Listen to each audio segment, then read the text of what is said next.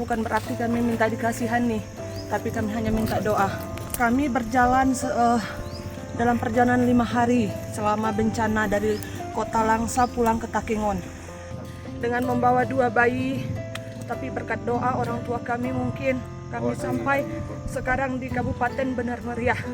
Kami minta kepada yang bersangkutan, Bapak, tolong doakan saja kami, itu saja, doakan kami tegar menghadapi musibah ini agar kami bisa kembali melanjutkan perekonomian kami yang terhenti, karena rumah kami terdampak juga longsor di Desa Mendali yang tak tahu kabarnya sampai sekarang, Pak. Rumah kami tinggalkan kosong, kami menuju Langsa karena ada musibah keluarga.